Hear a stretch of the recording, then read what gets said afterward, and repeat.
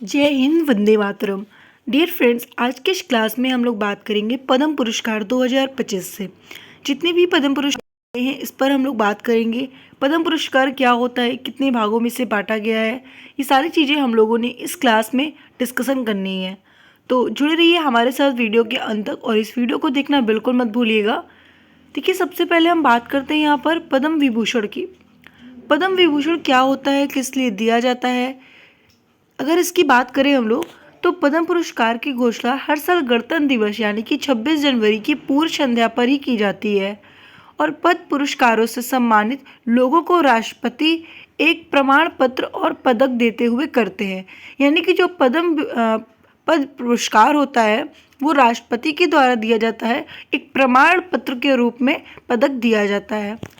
पद्म पुरस्कार कला, सामाजिक कार्य, विज्ञान, इंजीनियरिंग, शिक्षा, खेल, सिविल और वगैरह जैसे कई सारे क्षेत्रों में इसे दिया जाता है। तो याद रखिएगा कि इन सभी क्षेत्रों में हम पद्म पुरस्कार पाते हैं। अब देखिए, पद्म पुरस्कार के बारे में अगर हम बात करें तो पद्म पुरस्कार को सर्वोच्च नागरिक सम्मानों में से एक माना जाता है और ये 3 श्रेणियों में इसे बांटा गया है। पहला आपका है यहाँ पर पद्म विभूषण, पद्म भूषण और पद्मश्री। यानी कि पद्म पुरस्कार को 3 भागों में डिवाइड किया गया है, पद्म विभूषण, पद्म भूषण और पद्मश्री। जो पद्म विभूषण होता है वो असाधारण और विशिष्ट सेवा के लिए होता है।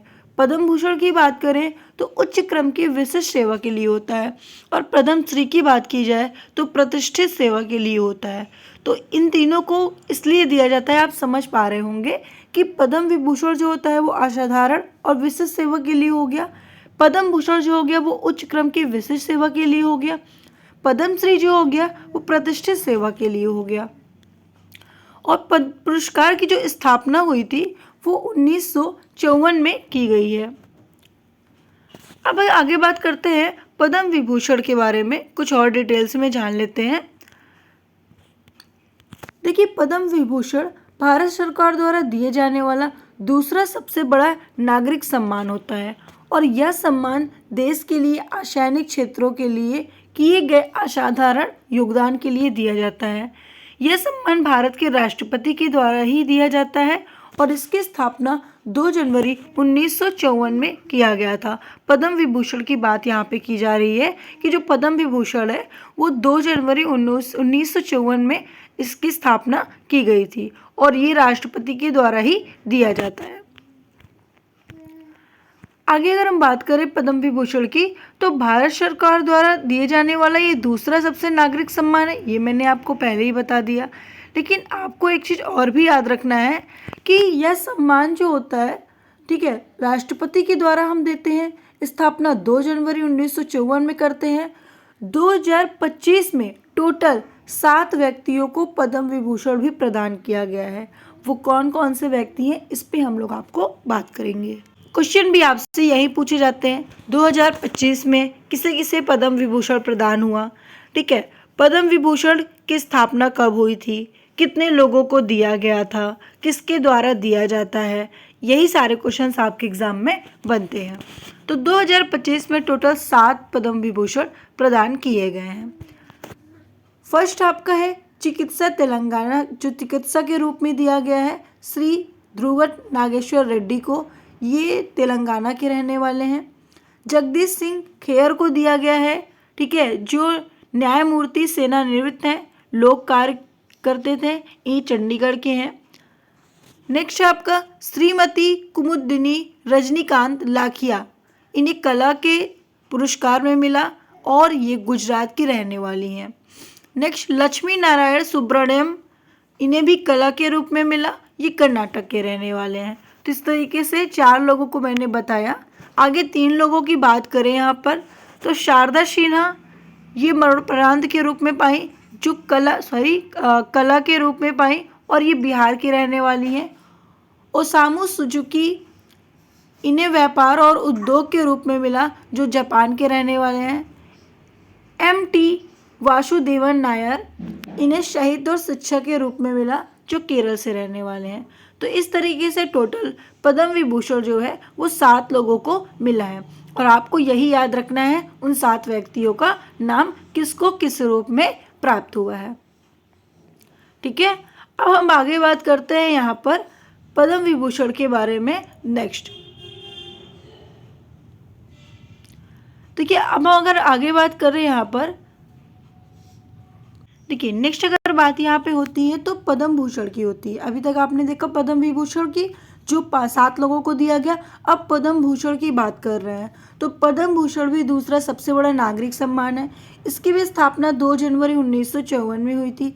ये भी आपका भारत के राष्ट्रपति के द्वारा दिया जाता है और अर्धसैनिक क्षेत्रों में किए जाने वाला असाधारण योगदान के लिए दिया जाता है। ठीक है, हम पद्म भूषण की बात कर रहे हैं। अभी आप लोगों ने जो पढ़ा वो विभूषण के बारे में पढ़ा, जिसमें 7 व्यक्तियों को पद्म विभूषण प्रदान किया गया। अब यहाँ पर आप जो देख रहे हो उसमें 19 व्यक्तियों को विभूषण प्रदान किया गया है। पद्म भूषण 19 व्यक्तियों को प्रदान किया गया है। तो कुछ हम यहाँ पर जान लेते हैं। जैसे कि फर्स्ट आपका है सूर्य प्रकाश। ये एक पत्रकारिता थे जिन्हें पुरस्कार से सम्मानित किया गया, पद्म भूषण पुरस्कार से, और ये कर्नाटक के रहने वाले हैं। नेक्स्ट आपका है विवेक देवराय। इन्हें साहित्य के लिए मिला और ये दिल्ली के रहने वाले हैं। मनोहर जोशी, जिन्हें लोक कार्य के लिए मिला, ये महाराष्ट्र के रहने वाले हैं। नेक्स्ट आपका PR श्रीजेश, इन्हें खेल के रूप में मिला, जो केरल के रहने वाले हैं।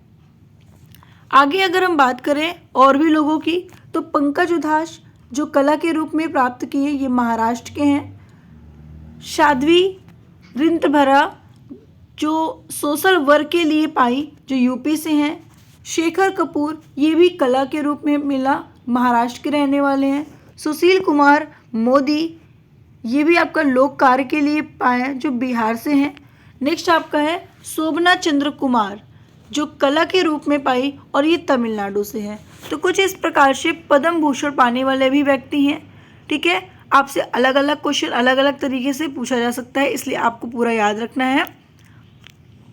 आगे हम बात करते हैं यहाँ पर पद्मश्री की। मैंने आपको बताया था कि 3 भागों में बांटा गया है, पद्म विभूषण, पद्मश्री और पद्म भूषण। तो हमने 2 बता दिया आपको। अब हम पद्मश्री के बारे में बात करते हैं। जब पद्मश्री के बारे में बात करें तो ये भारत सरकार के द्वारा दिए जाने वाला 4था सबसे बड़ा नागरिक सम्मान है। और यहाँ पर 2025 में 113 व्यक्तियों को पद्मश्री प्राप्त किया गया है। ठीक है, याद रखिएगा। तो किसको किसको प्राप्त किया गया है यहाँ पर हम बात करते हैं। फर्स्ट आपका है डॉक्टर नीरजा भटला, जो चिकित्सा के रूप में पाई हैं, और ये दिल्ली की प्रसिद्ध स्त्री रोग में से एक है, और साथ ही साथ सर्वाइकल कैंसर पर उनके शोध के लिए सम्मान इन्हें मिला है। काफ़ी अच्छे डॉक्टर हैं कैंसर के रूप में, यानी कि कैंसर का काफ़ी अच्छा शोध है इनका, तो उस पर्पज़ से इन्हें पद्मश्री प्राप्त हुआ है। नेक्स्ट हम बात करते हैं P दत्तनचंद मूर्ति जो थे वो कला के रूप में पाए, और पंडुचेरी की थविल वादक थे, और दक्षिण भारतीय संगीत में इन्होंने बहुत बड़ा योगदान प्राप्त किया। नेक्स्ट है भीम सिंह भावेश, समाज सेवा में ये पाए, जो भोजपुरी के समान सामाजिक कार्यकर्ता थे और मुसहर समुदाय के लिए एक उल्लेखनीय कार्य करते थे, जिसके रूप में से पद्मश्री प्राप्त हुआ। कुछ और जो इस प्रकार से हैं। अब अगर इनके बारे में और भी डिटेल्स बात करें कि और कौन कौन से व्यक्ति हैं जिन्हें पद्मश्री प्राप्त हुआ, तो एल हंगथिंग, शैली होलकर, लीबिया लोबो सरदेसाई, ये तीनों को भी पद्मश्री प्राप्त हुआ था। इनके बारे में अगर हम बात करते हैं तो लीबिया लोबो सरदेसाई के बारे में बात करो, ये 100 वर्षीय स्वतंत्रता सेनानी हैं, जिन्हें गोवा में रहने वाली हैं, इन्हें भी पद्मश्री प्राप्त हुआ था। उसके अलावा एल हंगथिंग की बात करें, इन्हें खेती के रूप में मिला, यानी कि खेती के रूप में इन्हें पद्मश्री प्राप्त हुआ, जो नागालैंड के फल के किसान थे और गैर देशी फलों की खेती में विशेष थे। उसके अलावा बात करते हैं सैली होलकर की, जो सामाजिक उद्यम थे, मध्य प्रदेश की महिला थी, सशक्ति और हस्तशिल्प के लिए इन्हें प्राप्त हुआ था। नेक्स्ट अगर हम बात करें तो नेक्स्ट है आपका यहाँ पर बातुल बेगम, अरिजीत सिंह और आर अश्विन की बात यहाँ पे की जाए तो ये खेल के रूप में पाए, तमिलनाडु के रहने वाले थे। अरिजीत सिंह जो कला के रूप में पाए, पश्चिम बंगाल के थे। बातुल बेगम ये भी कला के रूप में पाए, ये राजस्थान के मशहूर लोक गायिका थी। ठीक है, तो इन्हें भी पद्मश्री प्राप्त हुआ था। अब हम कुछ पद्मश्री के बारे में और भी तथ्य जान लेते हैं। इन पुरस्कार से सम्मानित होने वाली की घोषणा राष्ट्रपति भवन में आयोजित की जाती है और इन पुरस्कार के लिए सिफारिश 1 मई 15 सितंबर के बीच में प्रस्तुत की जाती है। ये चीज़ें आपको याद रखनी है, यहाँ से आपसे क्वेश्चंस भी पूछे जा सकते हैं। और सभी राज्य और केंद्र शासित प्रदेश सरकारों, भारत सरकार के मंत्रालय और कई अन्य संस्थाओं से भी ली जाती है सिफारिश। ठीक है, और यह पद गृह मंत्रालय के तत्वाधान में आते हैं।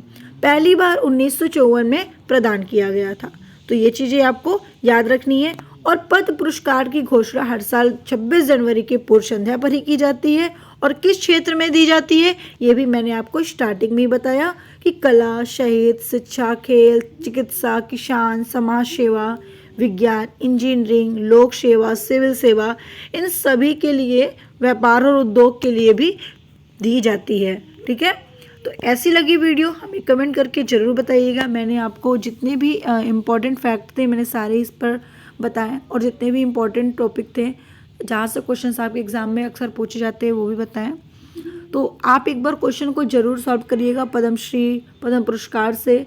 इससे क्वेश्चन सॉल्व करने से आपको क्वेश्चंस में भी आइडिया मिलेंगे और साथ ही साथ आपको क्वेश्चंस भी और देखने को मिलेंगे। तो बने रहिए हमारे साथ त्रिशात एकेडमी में। ऐसी वीडियो देखने के लिए हमारे चैनल को सब्सक्राइब करना बिल्कुल मत भूलिएगा।